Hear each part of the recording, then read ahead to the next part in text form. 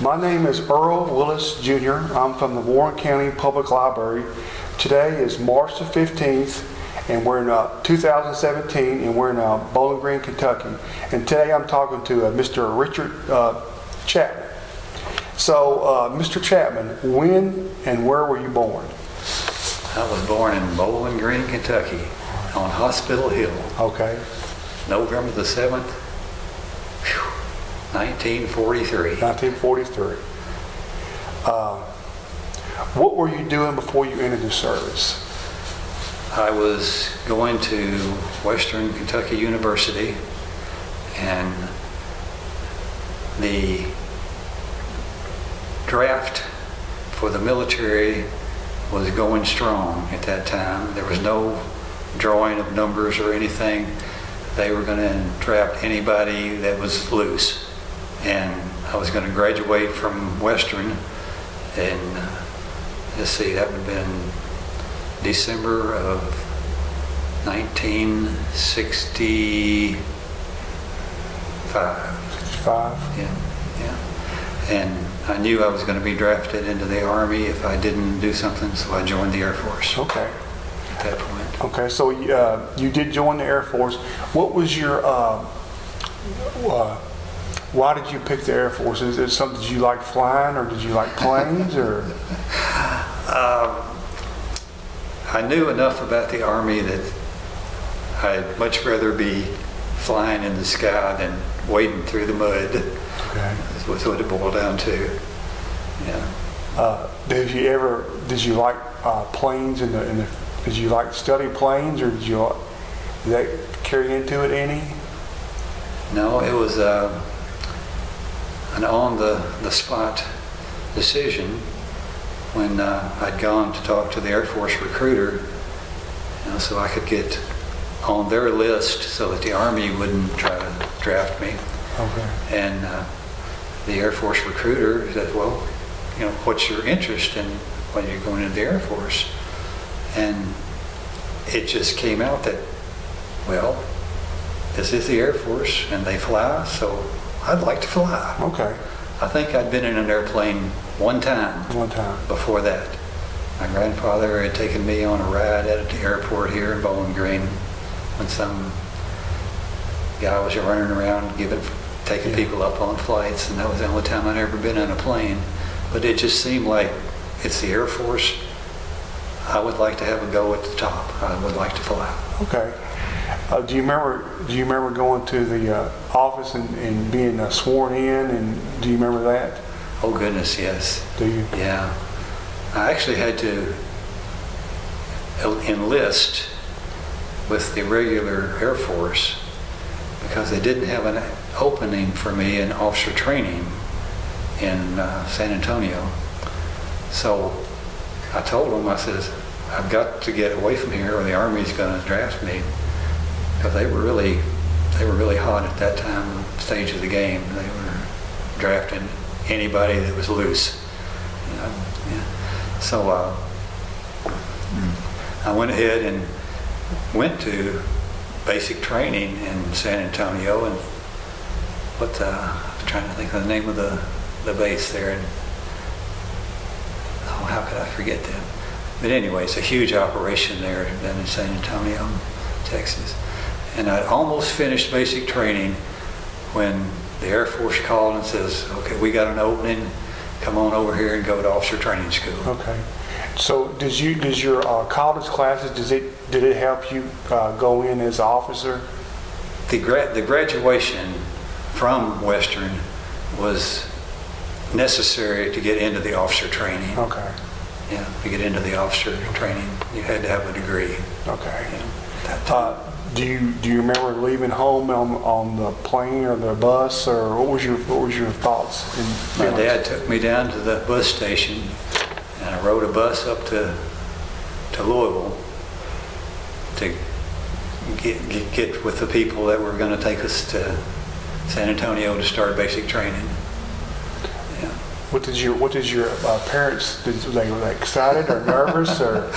Oh, my poor parents. My mother in particular, I was the youngest of three, and the two older boys didn't do anything like joining the military. You know, they had gotten into some like the National Guards or local stuff to get their requirements filled so that the Army wouldn't come draft them. But I wouldn't. I was going to go the whole way. I was going. Yeah. So, you know, Dad, he what could he say, you know? Yeah. He says, we love you. Goodbye. Take care of yourself. Yeah. Stay in touch with us. Yeah. But it was really hard on my mother the whole time. Yeah. With her little baby, her baby boy was gone out there to in danger. In danger, yeah. In the military. And she probably knew what area of the world you were going to. Oh yeah, that was inevitable, but that was going to have to take place. Southeast Asia was going strong at that time. Yeah. Do you remember your boot camp, your basic training? Do you remember anything that stands out the most?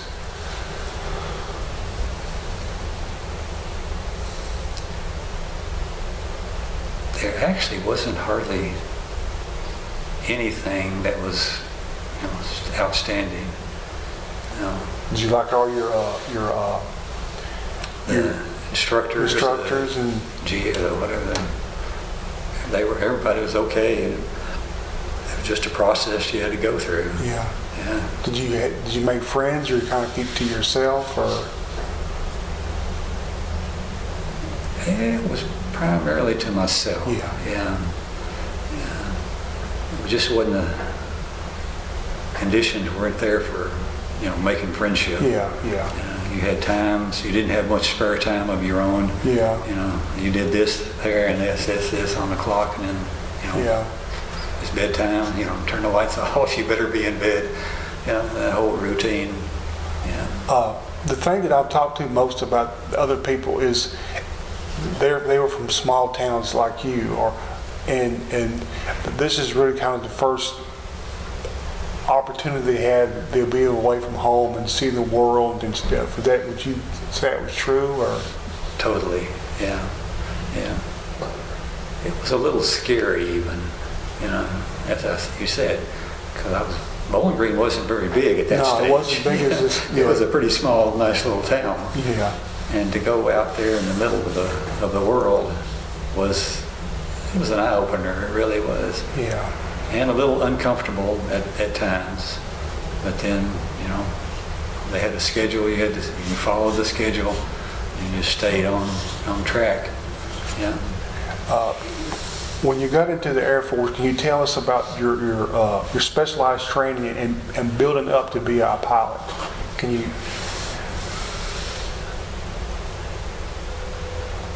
Well, the officer training was basically, it was just to teach you to follow commands and to also learn how to issue commands, and to put you in charge of some stuff.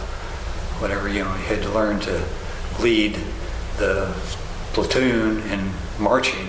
You know, that was just some leadership that they instilled in you. They had to teach you some leadership if they were going to make you an officer. Yeah. But then going from there was the big step to, you're now become an officer. It was time to go learn to fly. Yeah. That was a huge step. Good gracious, yeah. And I went to Selma, Alabama. Yeah. That was extremely interesting and totally new. Everything about it was new. Yeah. And as a matter of fact, well, we started out in a light airplane and had an old Grouch for an instructor that would take you up, you know, like a Piper Cub. You know, that was what we started out in for. Was it 6 weeks? Was it that long? It wasn't very long. It was just long enough to get you in the air and see that you weren't going to get airsick when you were flying. Yeah. They had to establish something that you could do all right. Yeah. but it was to get you into the routine, to get used to, being up in the air flying, when you hadn't flown hardly any before. And that went fairly well, as I say, I got the start of, you rarely did anything right. It was always criticism from the instructors. I realize, now, since I was an instructor later on, they're trying to make the student, think right and do what's right, without having to have second thoughts, just so it would come natural. So they would constantly harp on you to do it right, not close, do it the right way. Yeah. It was very important, And then from there we went into the, what was that? I'm trying to think of the plane. It was a real slow little jet. But again, that was a major step. Now we're in a jet. Yeah. And the first time you got in a jet to take off down the runway, I was still sitting there on the deck when the plane lifted off. My thinking was far behind. It was very far behind. And that was very normal. That happened to everyone. And you had to do that a few times. So, the brain is an amazing thing. You can teach the brain to do just about anything, if you work at it. And that's what they did with us. They had to get your brain to work fast enough to not only stay up with the plane, to stay ahead of the plane. Your thinking and your thought process has to be faster than the plane. Because you're going so fast, you have to think ahead of time. You've got to think ahead of time. Yeah, it's extremely necessary that you think ahead. And it takes a few trips to do that. I never will, let's say those first flights when, you've got a certain amount of speed and the plane will lift off. Well, you've got to get the gear raised before a certain speed or you will damage the gear. It's one of those. And I said, oh my goodness, I'll never get the gear up in time before I've exceeded the speed limit for the gear. And again, repetition and the process, and the brain finally catches and gets ahead. So you're ready to do all these things. You're flying the plane, but you're thinking out ahead of it. You've done it enough times that you know what you're doing. The hands, your movement, the feet, all that just becomes natural. So you do it more or less without even thinking. It just becomes part of your subconscious. You do that without even thinking. That is, it's very subconscious. And you're out here, planning what's going to happen next. And again, it's training. You teach the brain to think, and it's got a routine that it does, and it takes care of those, and it tells your hands and arms what to do and feet, all that, while you're thinking out ahead of it. It's fantastic. It's an amazing thing. Yeah. It's really, really great to be able to do that. Yeah. And this was the old slow little jet. Yeah. You hadn't even flown the F4 yet, had you? Oh, no. And then we went up to the T-38, which was a real nice airplane. And it would go quite fast, very, very fast. And again, it didn't take long because you'd practiced enough with it. What we had, 3-4 months in the slow jet, and then I think we spent 6 months up in the T-38. And it's the pictures of them you'll find anywhere. It's totally white and real sleek. Yeah. And it's like a sports car. Yeah. That's what it looks like. Yeah. So what was your thought of when you're up, you go from being a boy in small town Bungary and now you're flying jets in the air? That blow your mind? That totally puts your ego out of reach. Yeah. When you're up there flying that, your ego has gone way up here compared to what it was. You were nothing back then, but now you could fly that jet. Yeah. And the T-38 was, I mean, they actually used it in combat at some stage. You know, they created a version of it that could do some combat that we were training in. But that was just amazing. Yeah. Now, what did you think when you flew the Phantom? Oh boy. It is after the year of pilot training, you're ready to go, and they actually give you a choice of what airplane, they give you a list of what airplane slots are open that you can apply for, and the F-4 was ideal. I mean, it was a beautiful airplane. I still think it is. I love that airplane. Yeah. Of course, after flying it for 8-10 years, I guess close to 10 years, I flew it. I loved it. I knew it. It knew me. Yeah. You know, I could get in, and everything was normal. You knew where everything was. And, yeah, it's part of you. Yeah, that was just so fantastic.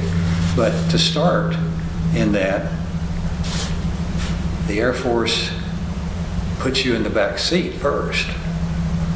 They said, okay, we want you to learn everything back here before you become the pilot in charge of the plane itself. Yeah.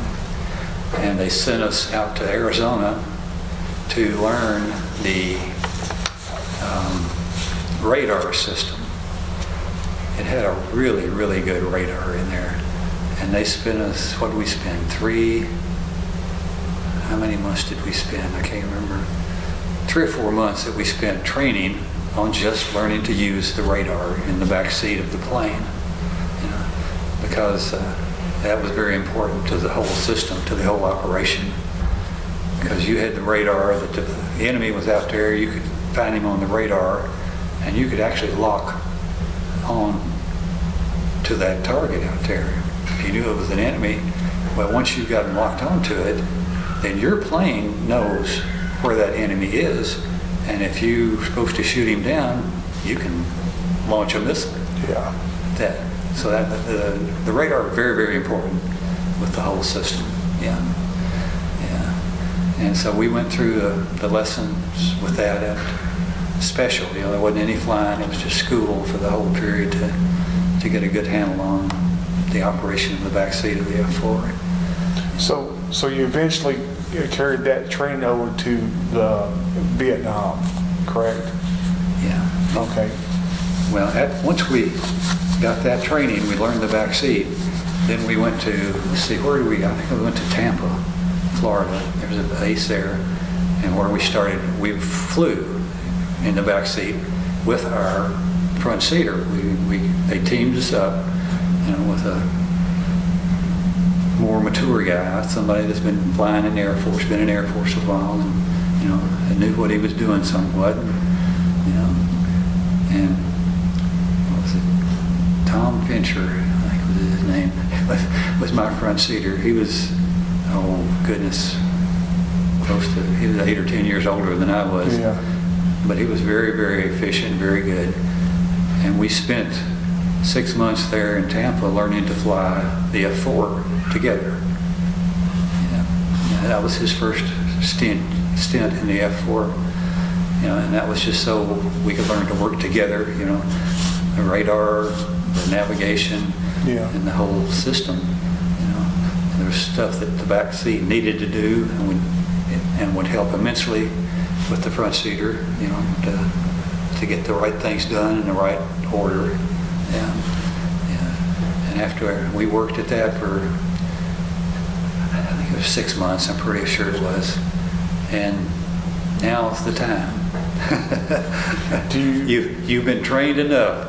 Let's go put it to use. So you're talking about use. Can you describe to us what if there's such a thing as your average mission, your average flight mission? Were you helping people on the ground, or what was your or were you seeking like MiG jets out and shooting them down, or? Once again, timing has a whole lot to do with everything. And when we went to Thailand, it was up north, Udorn, and the war that was going on was mainly on the ground in the south. There were no missions being flown up north, none at all. So we didn't do any of that, obviously. But now, Laos was primarily our area of combat. Of course, Thailand's there, and then Laos, and then Vietnam. And there was a whole lot of movement of the Viet Cong down through Laos. They would come down Laos because it was safer for them to travel there, and then they would cut in and go into South Vietnam, wherever they were, well south of the border. Yeah.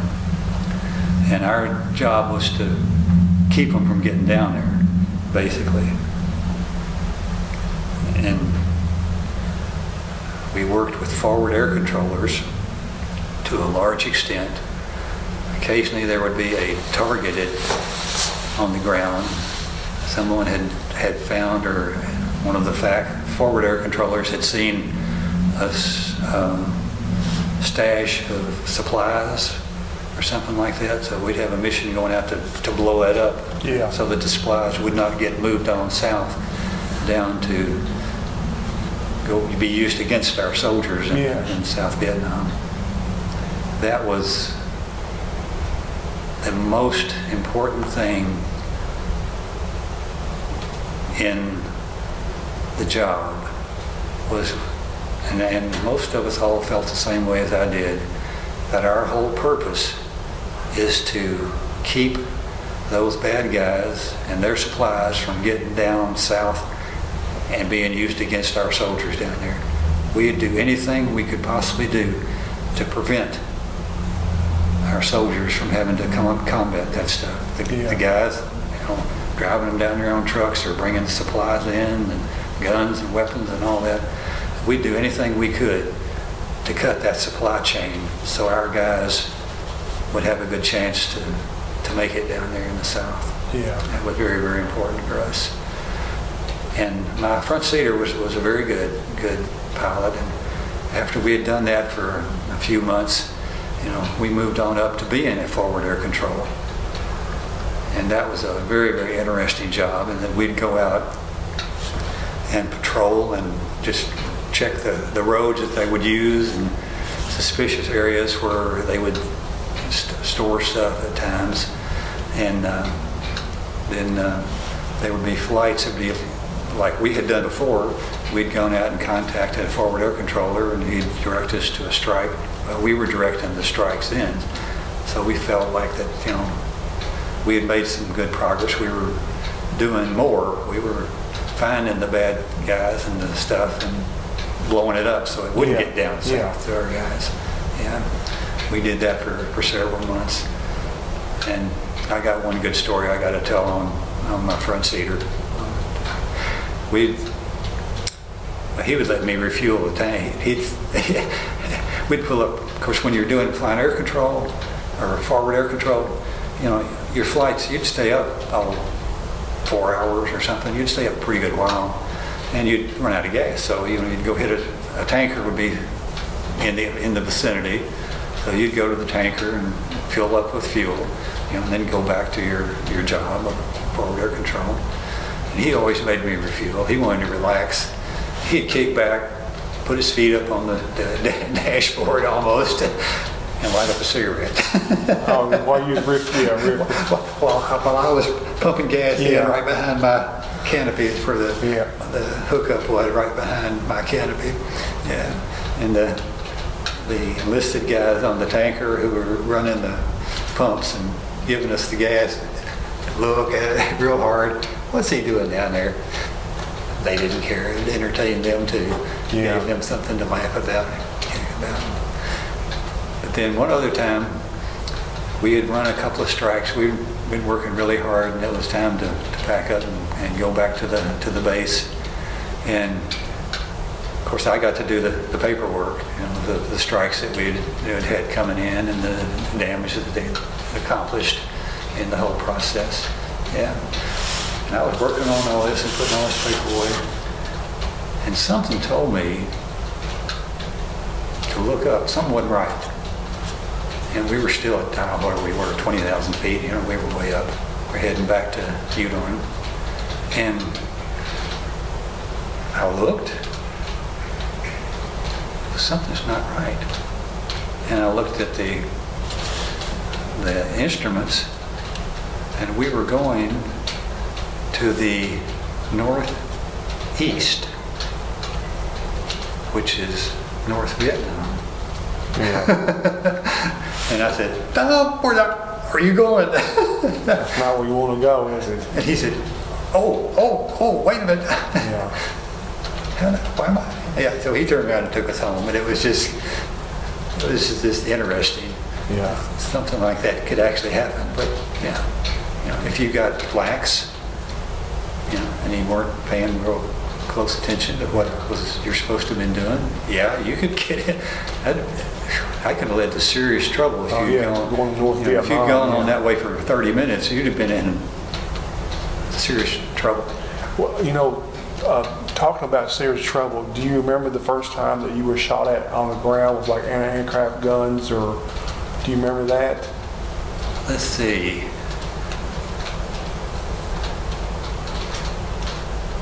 The only time that I really think that we got shot at, now when you were flying out there, especially if it was night or late, you could see the tracers coming up. Yeah. And, you could look out and see, there'd be some tracers coming up over here and maybe some over there. But we didn't have them coming at us. And one of the missions we had to escort the RF-4C, which was a reconnaissance. And they were going to run up and run a bunch of film over just north of the border between North and South Vietnam. And they wanted to send a F-4 along just to escort them, which we weren't too thrilled about. We're going to go up there and get shot at too, for what? We weren't even going to drop any bombs. We were just going to go escort and try to protect the reconnaissance aircraft. And on that flight in particular, we were in the north, going across, and I remember that. We were going here, and the reconnaissance was ahead of us a ways, and I talked to my front seater. I said, "Hey, you see these?" I saw some shots coming up from behind. It's like they were shooting at us and were getting closer to the back of us, and we were in a bit of a turn. And Tom, my front seater, said, "Oh, I'm not worried about that. Look beside us." And at that time, I looked over, and there were rounds coming up. It looked like they weren't 50 feet from us. Oh, really? But they never did. They didn't hit us. We kept going, of course. We were moving pretty fast and kept going.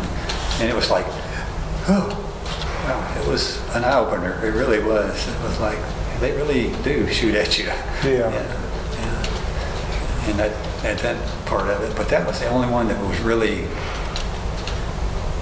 what I would call critical. It was getting downright nasty there for a little bit. Yeah. But that was just my first year over doing that when I was still in the back seat. Yeah. Did you ever have any friends that were on the ground, like in the Marine Corps or the Army? No acquaintances. No acquaintances. No. See, we were in Thailand. They were all in South Vietnam. Yeah. And we never even saw them. Yeah. The aircraft that did the bombing in South Vietnam were the ones that were stationed in South Vietnam. I'm not very sure. There seemed to be a rule or a law, or there was some rule that the Air Force had that The ones that were flying out of Thailand were not allowed to bomb in South Vietnam. I had no earthly idea why. But that was the fact of the way things went.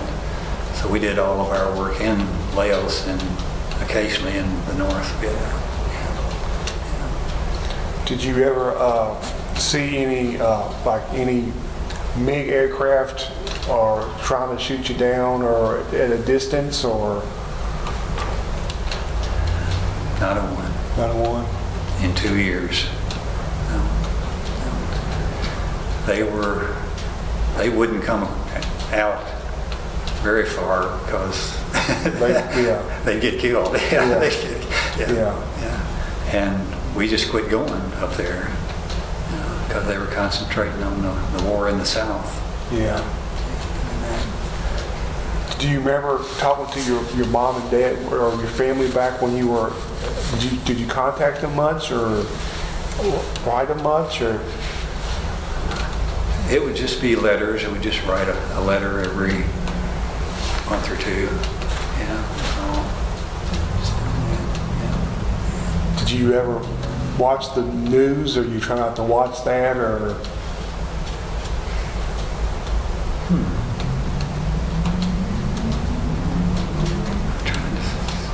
Seemed like they did have something. No, it was, what was it? Armed Forces Radio, or there was some that you could if you wanted to hear about it, but we didn't. No.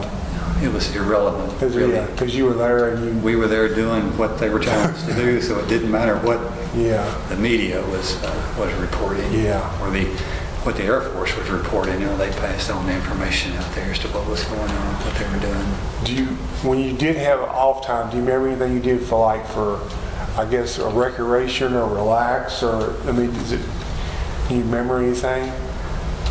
One in particular that several of the guys had just basic motorcycles. Those little Honda motorcycles. Yeah. They would get them from Japan or order them and they'd send them over. And it was like, it was just kind of nice to have that to run around the base, And the flight line was on the other side. They had vehicles that you'd have to get together and ride in to go over to. Or if you had your motorcycle, you'd hop on your motorcycle and go over to the flight line if you needed to. And when we had some time off, some time down, there was 4 or 5 of us, at least maybe 6. There was several of us, and we get these wild ideas. When you got kids that are, what were we, 24, somewhere 25 along that age, out there with pretty much no rules or restrictions. And so we just said, let's go for a ride. So we got on our motorcycles and took off across Thailand. Okay, really? That was so much fun. We just get on a path somewhere, a road. A lot of times if there were any paved, the pave would run out and there'd just be dirt roads out there. And we'd go riding through the countryside just to see. And I remember one time we approached the small village. It was, and we said, let's just drive on through the village. Let's just see what's here. And the kids, I don't know, they heard us or they saw us coming, and they were all lined up on the side of the road looking at us, like, what are you? Not only what are you riding on, but who are you and what are you and why are you in our village? We just wanted to see the countryside. That was really fun. To get a better feel on the country itself. And we were really in the way of the country. We were just, their country was peaceful and calm, and everybody lived simple lives, and here this big guys on their motorcycles. Not to mention their airplanes that they're running around over here on us. But it was nice to see how the country really was. Yeah. There should be without us there. Do you, so how long did you say you were in the Air Force? About 12 years total. 12 years. So can you remember when you went from Vietnam to, where did you leave? Where did you go after you went to Vietnam, after the war ended? Yeah. Well, the war didn't end. I just left. Okay, so you left before it was over. Yeah. Okay. I left there. Yeah. Yeah. The second year that I put in there was similar. Yeah. Okay. Yeah. Except I got to drop the bombs, and we flew quite a bit of nighttime missions. Okay. And several of us, well, we learned real quick that if you go out there and fly at night, it takes getting used to. You got to be really careful because it's dark out there. Yeah, yeah. Especially when you got a country like that, there's no lights anywhere. No street lights in Vietnam. No. And several of us, after we had switched, they'd switch you back and forth. You do fly nights, and then you fly days, and then there'd be a night thrown in there. And I think there was 4 or 5 of us. It could have been 6 that went to the squadron commander and said, "We're not gonna keep flying day one day and night the next. Get used to one or go the other. Put us on night. We'll fly nights all the time, and everybody's going to be a whole lot safer." The ones that were, having to fly night and then day and night and day. So just give us all the night missions. We'll take them all. We'll stay on it and do it as long as we need to. Yeah. Because switching back and forth for them, the ones that are flying days, and for us flying nights, it's really dangerous. Yeah. It really was. But once you'd flown nights 3, 4, 5 nights in a row, you really became adapted to it. Yeah. It was. What did your targets look like at night? Can you tell us? Mostly there'd be a flare on the ground. Flare on the ground? Okay. There'd be a light on the ground. Okay. That a forward air controller had dropped and put out there and says, right here. You got that? You got my flare? He says, yeah. He says, well, hit 100 yards east of that. That's the target I want you to hit. And that's what we do. But we learned, we were a bit of a problem for the maintenance until they got used to us also. We all got used to night because most of us, me in particular, would take light bulbs out of the dashboard of the airplane because it was lights that kept us from seeing outside. We wanted to see with our eyes outside. Yeah. Even though it was dark out there. Yeah. And we would pull a lot of the light bulbs out of the dashboard so that they wouldn't blind us, yeah. Our vision. And at first, the crew chiefs were they were terribly upset. But as long as we would bring them the light bulbs back, they understood. And they just put them back in, and everybody was happy again. But again, that was part of the learning process to learn to fly at night. Yeah. And it was amazing how well you can see when the moon's out. Oh, yeah, especially on full moon. If the moon is out, we felt like we could see just as well as you could in the daytime because we had adapted to it. Yeah. Mm-hmm. Yeah. And we never had any, we didn't ever lose anybody flying at night. We all did our job and took care of things. Yeah. In the full moon, you can really see well, can't you? Oh yeah, with full moon, it's better than daylight. Yeah. Yeah.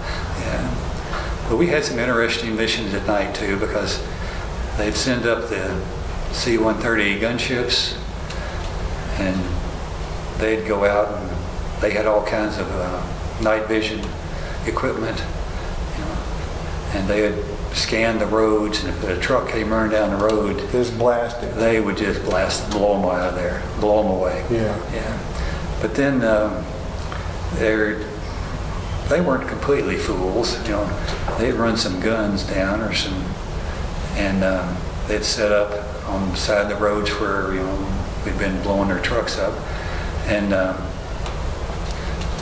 when the C-130 gunships would come in to attack them, well, they'd shoot at them. They'd have some missiles that they could launch it.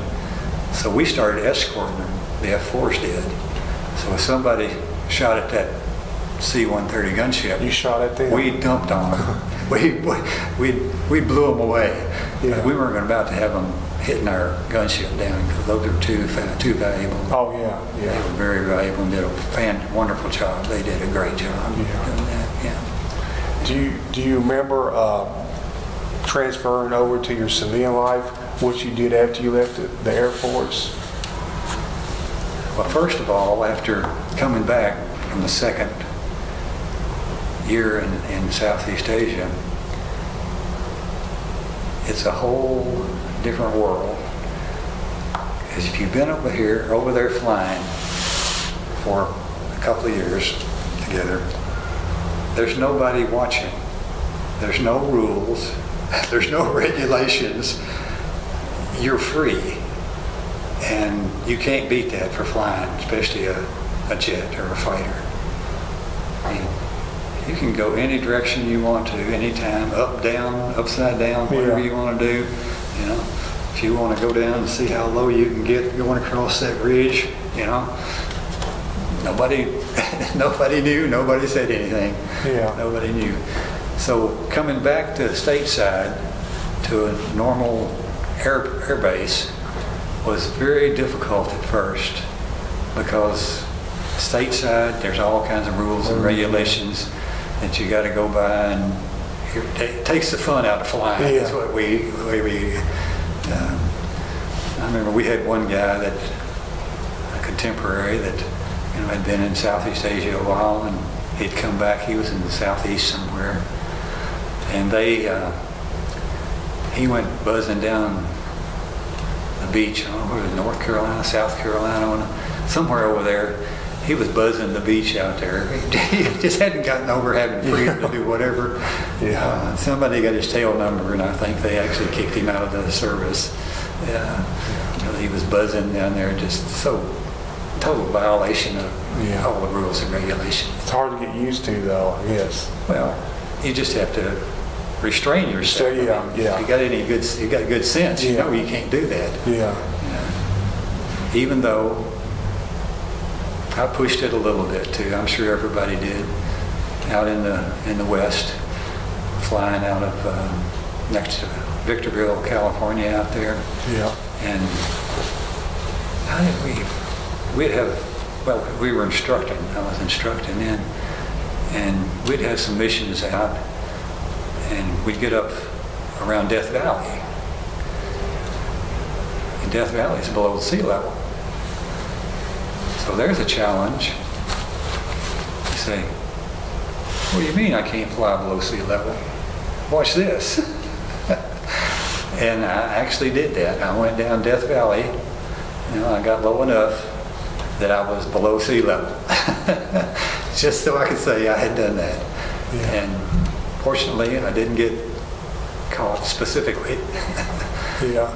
But the rangers at Death Valley, you know, approached the Air Force and said, "Keep those airplanes out of our valley over here. Yeah. You're scaring our," what was the kind of animals did they have running through there? Oh, they had some wild animals that had been scaring the animals off, huh? They were scaring animals, yeah. Let's say, but you learn, don't do the same thing twice. You don't go to the well too many times. Yeah, because that way, you know, they're looking for you now. If you go by, they're surprised, and you go back and do it again, waiting for you. You're asking for trouble. Yeah. But again, you know, it's kind of common sense, using good Yeah. sense. But yeah, getting back in the groove, but it was also hard, not just following the rules and regulations, but they sent us back to be instructor pilots. And that's a long way from All the flying action. in combat. Yeah. Yeah, that's Do you think was it boring to you, or? It was an adjustment, just a huge adjustment from what you were doing. You know, it's a new job. You just changed jobs, and it was okay. once you realize, you need to help these guys, you're here keep them alive. Yeah, keep them alive and get them where they can handle the airplane, and they can do the job that, you did when you were overseas. They can go do that. Yeah. But then we also got a unique go at instructing. They made an F4. Wait a minute. What's the title? I'm trying to think the official number of it. But it was a German F4. They made F4s just for Germany. And then they put them out there in Southern California and said, here, we're going to bring you some Germans, teach them to fly these airplanes. So we actually were instructors for the German Air Force guys. Yeah. That was a real experience. Yeah, too. yeah. Yeah, a real experience too. But again, it was kind of interesting, kind of fun. Yeah. How did you adjust to civilian life once you left the military?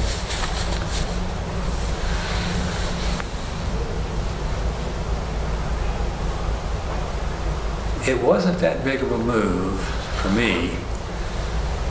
I'd been in the Air Force for 12 years, and I like the Air Force. I like seeing the world. I got to see a large portion of the world. But the necessity of getting out of the Air Force was more important to me than the Air Force. I had a family to raise.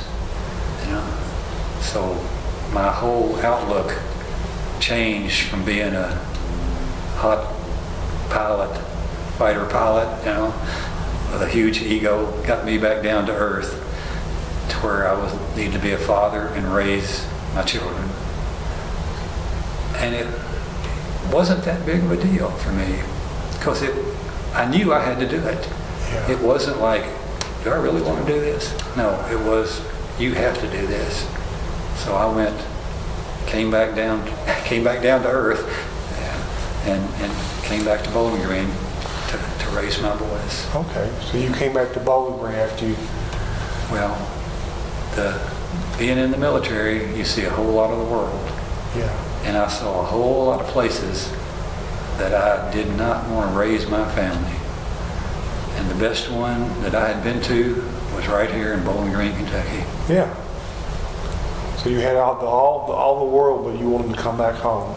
This is where I wanted for my boys to be raised, where they had freedom and safety and good school systems. And yeah, it was a great place. Bowling Green is a really, really great place. Yeah, overrun with people. Yeah, it's gotten a little crowded, but it's still a pretty good place. Yeah. Yeah. I guess in closing, what would the people watching this, what would you tell them that you've got the most? If you can tell them anything, something for them to take home, what would you tell them? Future people watching, what would you tell them if you can tell them anything about your service or how you feel about things? Or I was very fortunate to get into the Air Force, to get into the military, to serve my country. Granted, initially it looked like I was being forced, but no, not really. It was my duty to serve my country, and I was very, very happy to do so. And I think I did a real good job of it. I trained guys to fly the airplanes. I did my darndest to protect our soldiers on the ground. And I think we did a pretty good job of that too. We did a whole lot to help them, save them, to keep them going strong. And I have no regrets whatsoever for doing that, for serving that. And if I wasn't so old, I'd go do it again. But that was for the younger years. And I'm very, very pleased to be able to serve my country. Yeah, well, I appreciate your service. Thank you. And I appreciate your time talking to us. And thank you very much. Thank you. Thank you. Appreciate it.